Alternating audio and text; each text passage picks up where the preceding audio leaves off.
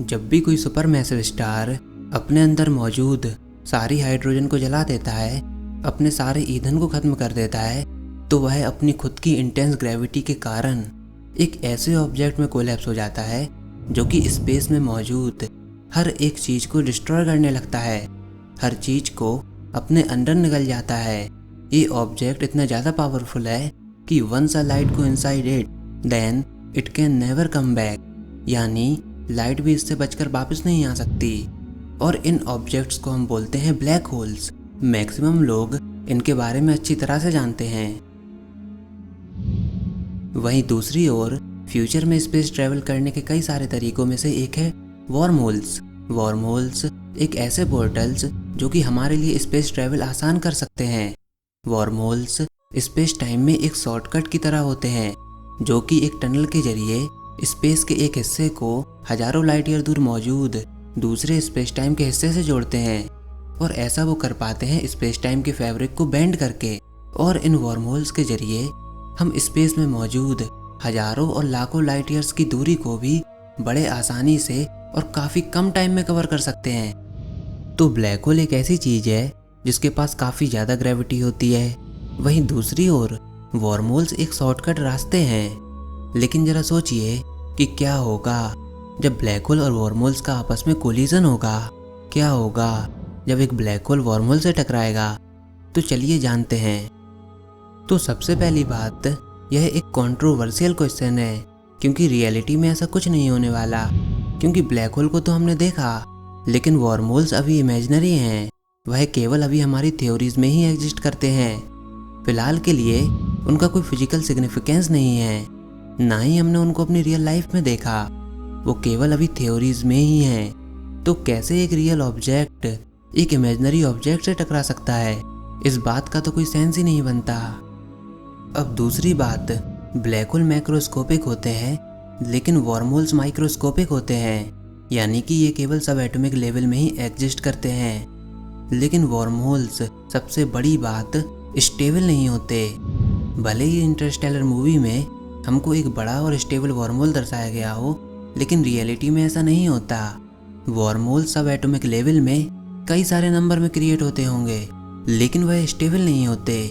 जैसे ही वो क्रिएट होते हैं अगले ही पल वह डिस्ट्रॉय भी हो जाते हैं। तो फिर बताइए कि ब्लैक होल और वॉर्म होल का कोलिजन कैसे पॉसिबल है। वैसे वॉर्म होल को स्टेबल बनाने के लिए हमको नेगेटिव एनर्जी की इनफाइनाइट सप्लाई चाहिए होगी, लेकिन फिर जब कोलिजन होगा तो वह नेगेटिव एनर्जी का सोर्स ब्लैक होल अपने अंदर खींच लेगा। तो फिर वॉर्म होल सर्वाइव नहीं कर पाएगा। तो हमको ऐसे ही स्ट्रेंज रिजल्ट मिलते रहेंगे। जब भी हम किसी रियल ऑब्जेक्ट को इमेजिनरी ऑब्जेक्ट के संग कंबाइन करेंगे तो हमेशा रिजल्ट स्ट्रेंज होंगे। एक और बात जो कि अभी मैंने आपको बताई थी कि ब्लैक होल एक ऑब्जेक्ट है जिसके अंदर हाई ग्रेविटी होती है, वहीं दूसरी ओर वॉर्म होल एक रास्ता है। तो कैसे एक ऑब्जेक्ट किसी रास्ते के संग कोलाइड कर सकता है, यानी कि हमको ऐसे ही स्ट्रेंज रिजल्ट मिलेंगे। लेकिन चलिए इन सब बातों को साइड में रखते हुए हमें यह मान लेते हैं, हम ऐसा अज्यूम कर लेते हैं कि प्रैक्टिकली हमने एक बड़े वॉर्म होल को क्रिएट कर लिया। तो अब क्या होगा जब एक ब्लैक होल वॉर्म होल से टकराएगा। तो हमको यहाँ पर दो केसेस देखने को मिल सकते हैं। केस नंबर 1, तो वॉर्म होल एक रास्ता है और इस रास्ते में ब्लैक होल एंटर करेगा और स्पेस के एक पॉइंट से दूसरे पॉइंट में ट्रेवल कर जाएगा।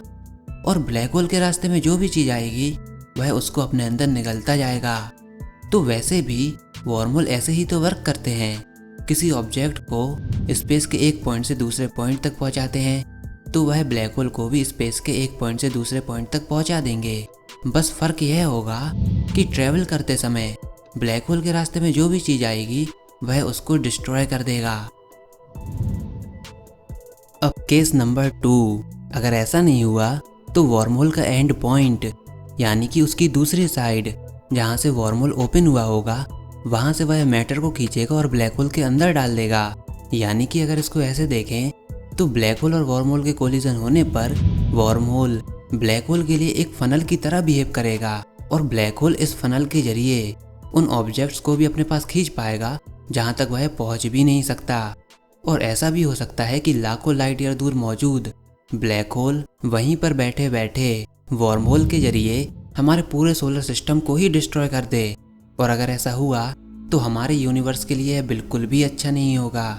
तो अभी मैंने आपको 2 केसेस बताए। पहला, जब ब्लैक होल खुद ही ट्रेवल करके स्पेस के दूसरे पार्ट पर पहुंच जाए, और दूसरे केस में जब वह वर्महोल के जरिए दूसरे पार्ट से मैटर को अपनी ग्रेविटी के द्वारा खुद ही बुला ले। पहला केस हमको प्रोबेबली जब देखने को मिलेगा जब ब्लैक होल का साइज छोटा हो और वर्महोल का साइज बड़ा हो, और दूसरा केस तब देखने को मिलेगा जब ब्लैक होल के कंपैरिजन में वर्महोल का साइज छोटा हो। पर दोनों ही केसेस में नुकसान हमारा ही होगा, क्योंकि वर्महोल के कंबाइन होने पर ब्लैक होल को एक अल्टरनेट रास्ता मिल जाएगा मैटर के सोर्स को कलेक्ट करने का, और वह ज़्यादा से ज़्यादा डिस्ट्रक्शन पहुंचाएगा। लेकिन ऐसा कब होगा? जब वर्महोल रियलिटी में एग्जिस्ट करें, और खाली वर्महोल ही नहीं बल्कि ऐसे वर्महोल जिनका साइज काफ़ी बड़ा हो। और ऐसा करने के लिए हमको नेगेटिव एनर्जी के इनफाइनाइट सोर्स की ज़रूरत होगी, जिससे कि वर्महोल को स्टेबलाइज किया जा सके। और नेगेटिव एनर्जी का इनफाइनाइट सोर्स कहाँ से आएगा यह किसी को भी नहीं पता। तो ऐसा नहीं हो सकता, यानी कि नेचर ने खुद ही इस पर लॉक लगाया है। अगर ब्लैक होल मैक्रोस्कोपिक होते हैं तो वर्महोल का नेचर माइक्रोस्कोपिक ही होगा, और ऐसा होगा जिससे कि वह कम से कम समय तक सरवाइव कर पाए। हालांकि एक पॉसिबल एक्सप्लेनेशन यह भी है कि ब्लैक होल स्पेस टाइम को बेंड करता है, और वर्महोल भी इसी प्रॉपर्टी का यूज करता है, वह भी स्पेस को बेंड करता है। तो जब यह दोनों कंबाइन होंगे तो वह ऑलरेडी बेंड हुए स्पेस टाइम को और भी इंटेंस लेवल पर बेंड करेंगे। और इतनी ज़्यादा बेंडिंग होने पर क्या होगा यह तो किसी को भी नहीं पता।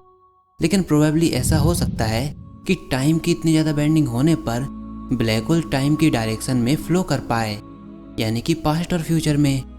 लेकिन खैर यह एक हाइपोथेसिस है। तो ब्लैक होल भी स्पेस को बेंड करता है और वर्महोल भी स्पेस को बेंड करता है। तो कहीं ऐसा तो नहीं कि सब एटॉमिक लेवल पर वर्महोल मिनी ब्लैक होल की तरह एक्ट कर रहे हों? कहीं ऐसा तो नहीं कि कोलाइडिंग वर्महोल ही ब्लैक होल हों? और हो सकता है कि इससे भी वियर्ड और अजीब इफेक्ट हों। शायद ऐसा हो, शायद ऐसा नहीं भी हो सकता है कि मैं गलत हूँ, यानी कि कुछ भी हो सकता है। लेकिन फिलहाल ब्लैक होल और वर्महोल की टक्कर एक हाइपोथेटिकल कंसेप्ट है, एक इमेजिनरी चीज है जिसके रिजल्ट काफ़ी स्ट्रेंज होते हैं। और अगर ऐसा रियलिटी में हुआ तो कितनी ज़्यादा डिस्ट्रक्शन होगी इसकी कल्पना शायद हम नहीं कर सकते। और जब वैसा होगा तभी हमको पता चल पाएगा। और वैसे भी ब्लैक होल और वर्महोल कोई खिलौना तो नहीं जो कि आपस में टकराएं और हमें ये एक्सपेक्ट करें कि काफ़ी बड़ा धमाका हो। और दूसरी बात, हमें ये एक्सपेक्ट नहीं कर सकते कि एक रियल और इमेजिनरी चीज़ की टक्कर हो। हालांकि अगर फ्यूचर में वर्महोल की डिस्कवरी हो जाती है, अगर हम उसको स्टेबलाइज करना सीख जाते हैं, तब जाकर इस सवाल पर विचार किया जा सकता है। लेकिन फ़िलहाल के लिए इसका कोई सेंस नहीं है। तो आई थिंक आपको इसका जवाब मिल गया होगा, that what happen when black hole और वर्महोल कोलाइड। तो फ्रेंड्स, वीडियो को एंड करते करते मैं आप लोगों के लिए एक सवाल छोड़ता हूँ, जिसका जवाब आप नीचे कमेंट सेक्शन में ज़रूर बताइएगा। तो आपके अकॉर्डिंग ब्लैक होल और वर्महोल के कोलाइड होने पर क्या होगा? आप क्या एक्सपेक्ट करते हो कि क्या होना चाहिए? और ब्लैक होल या वर्महोल में से आपका कौन सा फेवरेट है, ये ज़रूर बताइएगा। और अगर फ्यूचर में वर्महोल्स थ्योरी से बाहर आकर रियलिटी में एग्जिस्ट करने लगे, तो क्या वो केवल सब एटॉमिक लेवल में ही एग्जिस्ट करेंगे, या फिर उस समय तक हम इतने ज़्यादा एडवांस हो चुके होंगे कि हम एक ऐसा वर्महोल बना चुके होंगे जो कि काफ़ी बड़ा हो और काफ़ी लंबे समय तक स्टेबल बना रहे, जिसमें हम यात्रा भी कर पाएंगे। आपको इसके बारे में क्या लगता है? नीचे कमेंट सेक्शन में लिखकर ज़रूर बताइएगा। सो फ्रेंड्स, इस वीडियो को यहीं पर एंड करते हैं। यह वीडियो आपको कैसी लगी कमेंट बॉक्स में लिखकर ज़रूर बताइए। इस वीडियो को लाइक कीजिए, अपने सभी दोस्तों के साथ शेयर कीजिए, और अगर आपने हमारा चैनल अभी तक सब्सक्राइब नहीं किया तो इसको सब्सक्राइब कर लीजिए, और साथ ही साथ उस बेल आइकन को भी प्रेस कीजिए ताकि आगे आने वाली कोई भी वीडियोज़ और अपडेट्स आपसे मिस ना हो पाएँ।